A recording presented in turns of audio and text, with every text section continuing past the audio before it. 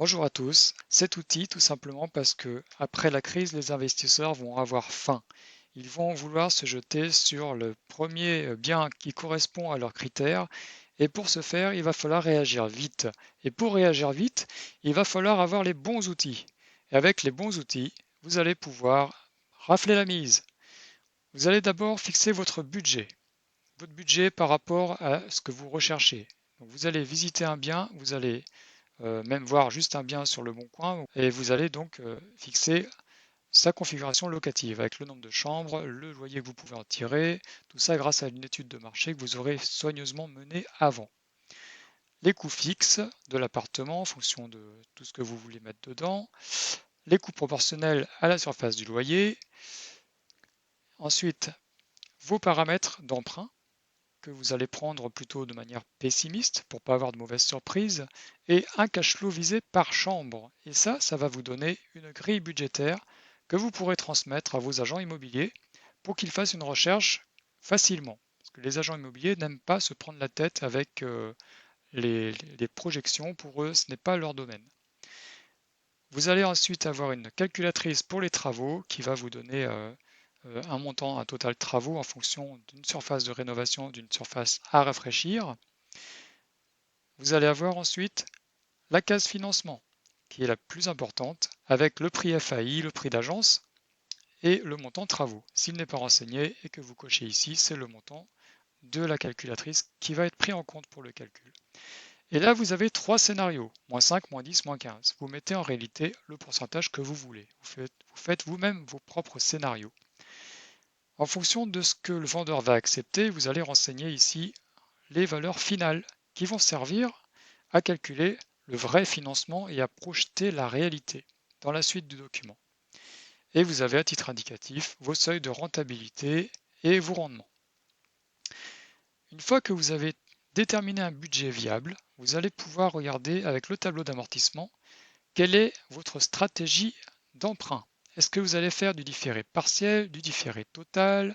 Et ici, vous allez pouvoir le faire de manière très précise, mois par mois, avec des modalités de report, par exemple. Vous allez pouvoir gérer vous-même vos différés. Et ça va vous afficher en temps réel les modifications d'échéance et votre trésorerie cumulée, votre trésorerie à l'échéance. Vous allez pouvoir cocher aussi les cases avec les loyers perçus et les loyers non perçus. Autrement dit, là, au démarrage, les 3 mois de travaux. C'est un exemple. Dans le résumé différé, vous pouvez jouer un scénario encore avec des modalités d'emprunt différents en gardant les mêmes durées de report et de travaux. Par exemple, ici, avec les paramètres du crédit, vous pouvez choisir d'utiliser ceux que vous avez définis dans le premier onglet, l'onglet budget, ou de prendre ceux qui sont ici, 1,80-25 ans par exemple. Et là, ça va vous calculer automatiquement vos cumuls pendant le différé, le comparatif avec ou sans différé, et deux métriques très importantes qui correspondent à votre trésorerie et qui vous permettent d'obtenir une plus-value latente ou un remboursement total possible.